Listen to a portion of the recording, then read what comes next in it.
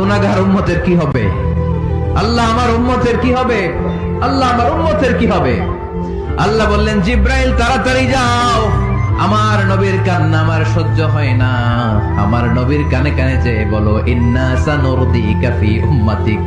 দুনিয়াতে যেমনি আপনি পেরেশান অবস্থায়, মন খারাপ অবস্থায় আমি আপনার মন ভালো করে দিয়েছি, আজকে আপনার উম্মতের ব্যাপারেও এমন একটা ঘোষণা আসবে, ওই ঘোষণা পেয়ে আপনি আজও খুশি হয়ে যাবেন গো নবী, আজও খুশি হয়ে যাবেন। ইরফা রাসাক, নবী আপনি মাথা তোলেন, মাথা তোলেন, আর সিজদায় পড়ে থাকবেন না। ইরফা রাসাক, মাথা তোলেন।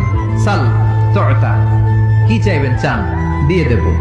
ওয়াশফা তুশাফা, যার জন্য রেকমেন্ডেশন করবেন, যার জন্য সিগনেচার করে দিবেন, যার জন্য সুপারিশ করে দিবেন, তার সুপারিশই কবুল করে নেব। চিল্লায় সুবহানাল্লাহ।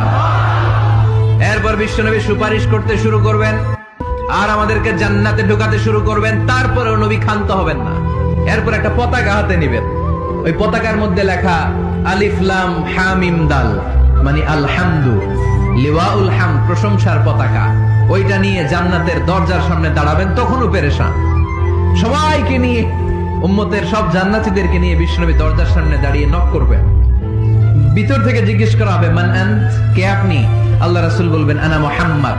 তখন রক্ষী ফেরেশতা বলবে, ঠিক আছে, আল্লাহ বলেছে আপনার আগে কারো জন্য যেন এই দরজা না খুলি। মুহূর্তের মধ্যে জান্নাতের দরজা খুলে দেয়া হবে। বিশ্বনবী প্রশংসার পতাকা নিয়ে সব উম্মতকে নিয়ে জান্নাতে ঢুকে যাবে।